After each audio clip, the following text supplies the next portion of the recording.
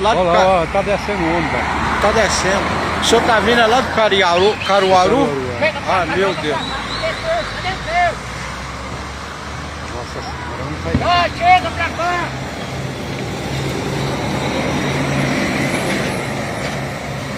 Jesus amado, só Deus tem poder. Vai bater no caminhão lá, ó. Socorro, gente. Pela madrugada. Olha lá, bateram. Oh, meu Deus. Vem, Deus Pai. Só Deus tem poder. Olha lá, olha lá, ele bateu lá, ó. Desceu e bateu. Meu Deus do céu. O ônibus desceu de ré, gente. Crê em Deus Pai. Olha o tanto que esse ônibus desceu. A sorte que não bateu em ninguém. Só Jesus. Não há autopista, não há bombeiro, não há nada para dar um socorro aqui, ó. Ônibus fantasma, andando de marcha ré, pegando fogo em plena rodovia Fernão Dias, na Grande Belo Horizonte? Não, não é isso que vocês estão pensando. É apenas mais um descaso político e econômico brasileiro, onde hoje em dia é difícil se tornar empreendedor, as dificuldades que os passageiros que utilizam transporte rodoviário interestadual de passageiros enfrentam e também a ineficiência das autarquias que não fiscalizam o transporte rodoviário de passageiros como deveria ser fiscalizado. Essa é mais uma publicação do canal DBK Produções, eu me chamo Max DBK, e para vocês entenderem um pouco sobre o assunto desse vídeo, tá? Vamos começar aí trazendo o histórico do ônibus, por algumas empresas que esse ônibus passou e como esse ônibus pegou fogo na rodovia Fernão Dias. Deixe seu joinha para essa e outras publicações, se inscreva aqui no canal, ative o sininho de notificações. E agora vamos ao histórico do ônibus que pegou fogo na região metropolitana de Belo Horizonte. A história do ônibus fantasma que pegou fogo na região metropolitana de Belo Horizonte na BR-381 se iniciou na autoviação catarinense no ano de 1998 com o prefixo 9903. O chassi era um Volvo B12R e este ônibus rodou na autoviação catarinense por 14 anos até ser vendido para outras companhias, como vocês estão vendo nas imagens. A última empresa onde esse ônibus passou foi a Goianense Turismo de Pernambuco, e logo após esta curta passagem por esta empresa, este ônibus passou a rodar como ônibus particular, ou seja, por uma pessoa com CPF, né, que não tem empresa constituída, e a partir do momento em que um ônibus no Brasil ele não pertence a uma empresa, então ele é considerado como um ônibus particular. Como vocês viram, o ônibus, fabricado no ano de 1998, passou por diversas empresas, até chegar nas mãos desse particular.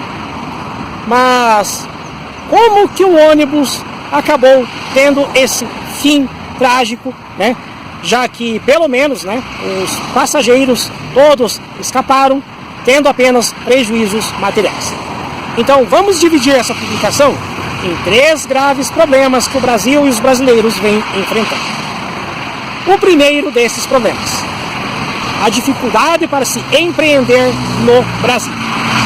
Este cidadão que comprou esse ônibus já com quase 28 anos, quer dizer, com 28 anos de uso contados no ano desse ano de 2006, certamente esse cidadão não tinha condições de formalizar uma empresa, ter um CNPJ, conseguir os registros devidos dos órgãos fiscalizadores para fazer aí o turismo de passageiros, tá? Já que esse ônibus foi fabricado há mais de 20 anos, né? Então esse ônibus ele não pode mais operar como transporte regular de passageiros, só turismo e alguns tipos de fretamento em alguns estados onde a legislação não é tão rigorosa.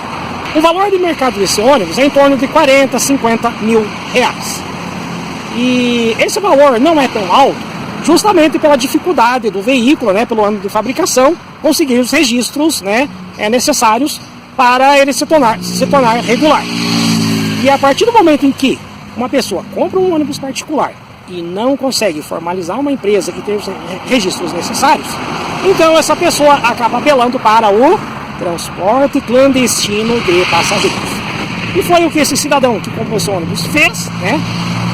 Foi se aventurar no transporte clandestino, cobrando aí dos passageiros preços bem abaixo do mercado do transporte regulamentado, e em consequência disso, não sobra dinheiro para manutenção preventiva, corretiva do veículo, o que pode ter ocasionado aí um incêndio nesse ônibus. É triste isso, né? O proprietário dos ônibus perdeu aí o patrimônio, certamente vai ter que indenizar os passageiros por conta do incêndio das bagagens desses passageiros, e esse cidadão arrumou uma puta de uma dor de cabeça. A segunda questão, ou o segundo ponto na história do incêndio deste ônibus. Por que essas 46 pessoas procuraram este particular para viajar clandestinamente de Caruaru até São Paulo? Ora, é muito simples. Hoje, a realidade econômica da grande maioria dos passageiros não é aquela que o governo e as mídias vendem aí nos meios abertos de comunicação. A realidade do povo brasileiro é muito diferente do que a extrema esquerda mostra na Rede Globo e outros canais de televisão e mídia aberta.